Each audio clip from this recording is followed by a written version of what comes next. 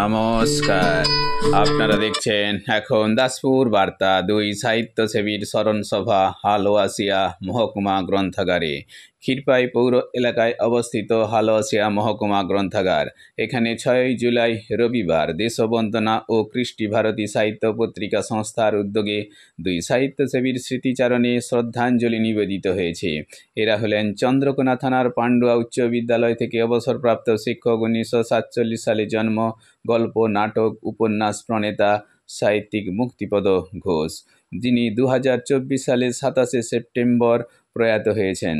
অপরজন দাসপুর থানার পলসপাই গ্রামে 1 নভেম্বর 1974 সালে জাত Kshirpai doctor S K. Barman Memorial বালিকা উচ্চ বিদ্যালয়ের ভারপ্রাপ্ত শিক্ষিকার পদে কর্মরত অবস্থায়ও স্বরচিত কাব্যগ্রন্থ, গল্প, অডিও সিডি প্রকাশ করেছেন।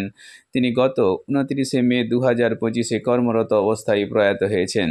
উভয়ই সাহিত্য চর্চায় দেশবন্দনা ও কৃষ্টি ভারতীর সাথে ওতপ্রোতভাবে জড়িত ছিলেন।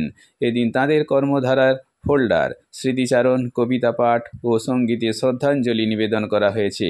এই সভায় সাহিত্য ও পরিবেশ কর্মী ডাক্তার সুবীর কুমার ঘোষ সবুজায়নের লক্ষ্যে অর্ধশত ব্যক্তিকে রকমারি বৃক্ষচারা রোপণের জন্য উপহার দিয়েছেন। এ সময় বিশিষ্ট অতিথিবর্গের মধ্যে ছিলেন সাহিত্যসেবী লক্ষণচন্দ্র কর্মকার, শান্তিনাথ পাহাড়ি, মধুবসন্ত ঘোষ, গোকুলচন্দ্র মাইতি, সুব্রত মান্না, তপনজ্যোতি মাঝি, মঙ্গল প্রসাদ মাইতি, শেখ মনিরুল ইসলাম, তারাপদ বিষয় প্রমুখ সুধীজন। ক্ষীরপাই থেকে ডাক্তার সুবীর কুমার ঘোষের সৌজন্যে রিপোর্টে শ্যামসুন্দর দলই। Like and follow with subscribe এখন দাসপুর বার্তা। এই দাসপুর বার্তায় যুক্ত হন, আলোর পথে এগিয়ে চলুন।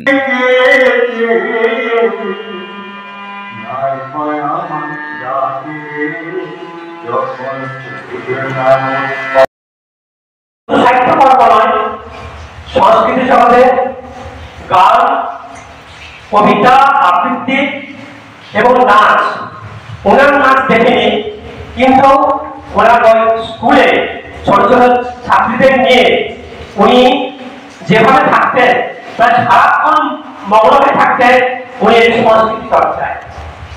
এবং ওই গার্লস স্কুলের সমস্ত ছাত্রীরা তারা সবাই অসুস্থ হয়ে যখন বিছানায় পড়ে রয়েছেন, সেই সময় পর্যন্ত আমাদের এই পত্রিকার সাথে যুক্ত ছিলেন এবং কিছুটা উনি আমাদের পত্রিকা সম্পাদক মন্ডলীর সভাপতি ছিলেন এবং এইরকম একজন বিরল ব্যক্তিত্ব যে বহুদিন যাবৎ চন্দ্রকোনা